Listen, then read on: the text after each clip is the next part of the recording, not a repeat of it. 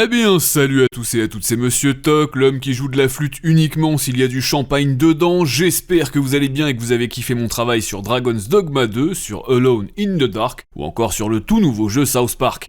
Mais aujourd'hui, vous le savez ou pas, j'ai décidé d'assumer mon grand âge, car en étant né à la fin des années 80, eh bien j'ai grandi avec tous les trucs absolument cultes des années 90. Et parmi cette longue liste, eh bien, on trouve les fameux Moomin. Alors, quand j'ai appris qu'un jeu officiel sortirait, je vous cache pas que j'ai un petit peu sauté dessus, et assez violemment, je dois dire. Ouais. Du coup, à peine revenu de l'hôpital, et même avec les deux bras et les deux jambes dans le plâtre, j'ai tout de même tenu à terminer le projet à 100%. Donc, si vous souhaitez prendre une bonne dose de nostalgie, ou même juste vous relaxer quelques minutes en ma compagnie, c'est maintenant.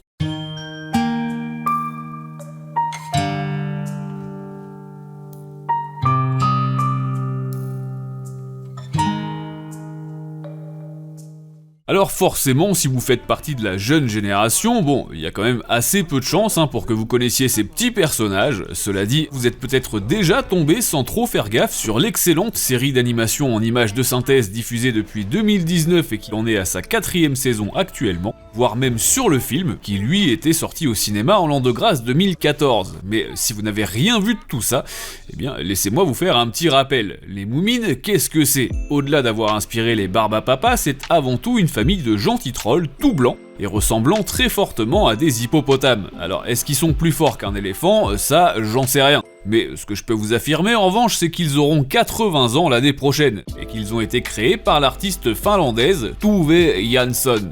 Le tout premier livre a été publié dans le courant des années 40, en pleine Seconde Guerre mondiale, et le succès a été tellement fou que les bouquins sont encore aujourd'hui traduits dans plus de 55 langues et vendus à plusieurs millions d'exemplaires. Les Japonais ont même carrément un parc d'attractions Moomin comme les Finlandais, qui a ouvert il y a 5 ans dans la ville de Saitama.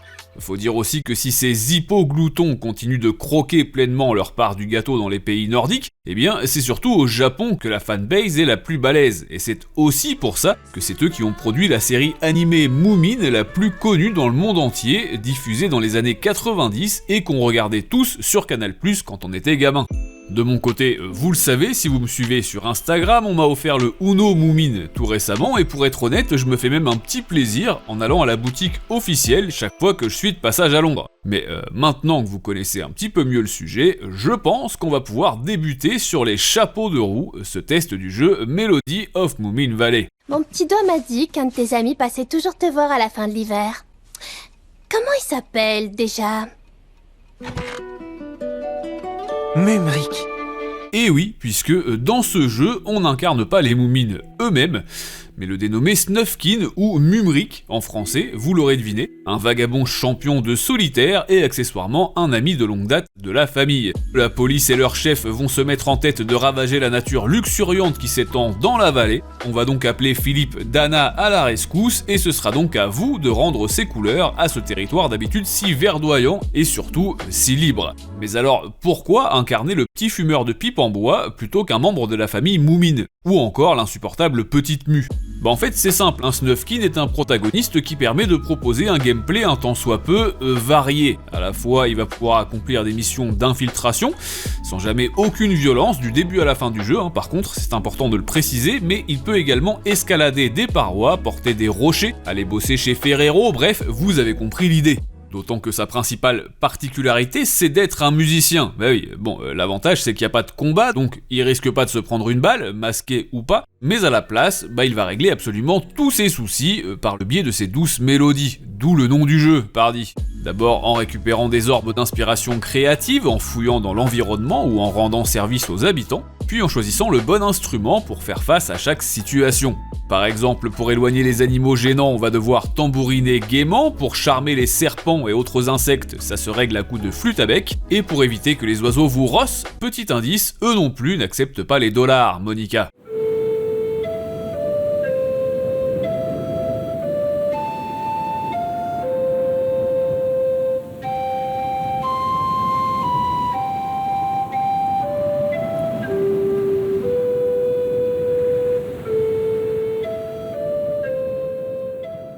Alors, on va être honnête, à part quelques jeux mobiles complètement anecdotiques, faut savoir que les Moomin sont apparus à peine plus d'une dizaine de fois dans l'univers du gaming, notamment sur console. Le dernier projet c'était en 2009, oui ça fait déjà 15 piges, c'était exclusivement sur Nintendo DS et c'était uniquement au Japon. Cette fois-ci le bébé a donc été confié aux développeurs de chez Hyper Games, un studio composé d'à peine 13 personnes situé en Norvège. La question était donc de savoir si eux au moins ils arriveraient à faire plus fjord. Eh bien par les poils éternels de la queue d'un Moomin, la réponse est oui. Très largement même. C'est bien simple, pour ma part, j'ai fini le jeu à 100% en une seule fois, tellement j'ai été pris par l'aventure. Alors, je vais être honnête, oui, le jeu est très court. Pour obtenir les 21 succès Steam, j'ai mis environ 5 heures. Voilà, c'est exactement comme un Dordogne, si vous préférez. Et d'ailleurs, tout comme le projet français, cette mélodie de la Moomin Valley est vendue à peine 19 € ou 125 francs. Donc là encore, aucune surprise, c'est cohérent. Le petit kiff, c'est que l'aventure prend place dans un monde ouvert et plutôt grand pour un petit et que vous devrez l'explorer de fond en comble si vous souhaitez récupérer tous les objets et effectuer toutes les quêtes annexes qui sont aussi là pour faire plaisir aux fans, bien que le jeu s'adresse aussi aux profanes. Dans tous les cas, ces missions mettent en scène une 50aine de personnages, mais aussi des lieux très connus de la licence. La fillette invisible, le fameux théâtre de Madame Filigonde, le rat musqué, sans oublier Toutiki, la cour à bout, l'île des mystérieux Atifnat, ou encore, bien entendu, les petits selves qui idolâtrent Mumric et qui le suivent partout. Vous l'aurez donc compris, ce projet est surtout une expérience narrative, certes, mais pas que. Moi j'en ai pris plein les oreilles et surtout plein les yeux. Déjà parce que cette version PC tourne en 4K 120 FPS sans forcer, donc le confort visuel est indéniable, mais si la rétine s'en voit flattée, c'est également grâce à la direction artistique du projet façon Cozy Grove, pourquoi pas. Esthétiquement parlant, c'est vraiment joli, on prend plaisir à croiser la moindre tortue, le moindre hérisson, et les quelques passages de nuit ou encore sous la pluie sont vraiment à tomber.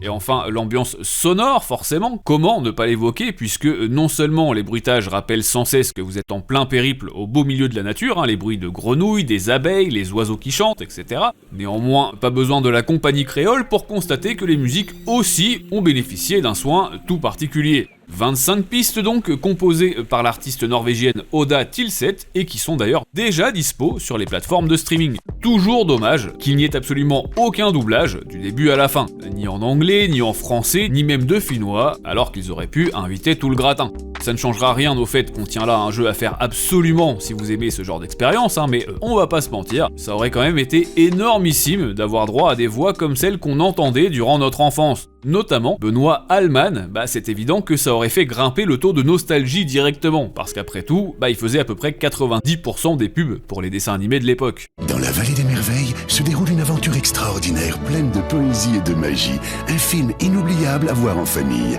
Retrouvez Les Moomins et la comète. Enfin un jeu Moomin, 15 piges après le dernier, l'esthétique superbe également, les musiques réussies je viens de vous le dire, et puis tout simplement la proposition générale, à la fois la variété dans le gameplay et le fait que le jeu soit drôle, émouvant. Le seul vrai point négatif de ce jeu, c'est qu'il est trop court, puisqu'on en redemande. J'ai beau l'avoir fini à 100%, comme je vous le disais, j'ai qu'une envie, c'est de le recommencer. Bref, vous l'aurez compris, ce jeu c'est vraiment le feu, mais en même temps, c'était logique en proposant tous ces zippos. De mon côté, j'espère que cette vidéo vous aura fait kiffer et renseigner un minimum. Si c'est le cas, n'hésitez pas à laisser votre plus beau like, à la partager aussi et surtout autour de vous sur vos réseaux sociaux, à vos amis, vos collègues, votre famille, vos animaux de compagnie, puis bien sûr à me rejoindre sur les réseaux sociaux et ou à vous abonner. N'hésitez pas non plus à jeter un œil à mon site internet que j'ai ressuscité tout récemment et ou à cliquer sur le bouton merci pour soutenir la chaîne un peu plus professionnellement parlant. Je vous dis donc à très bientôt pour de prochaines vidéos, mais d'ici là, jouez bien, amusez-vous bien et à très vite. C'est vraiment ce qui s'est passé. Pardon de poser la question, mais comme j'ai fermé les yeux, je me suis endormi. Oh, Ramusqué, voyons. Non mais il faut suivre, Moustache.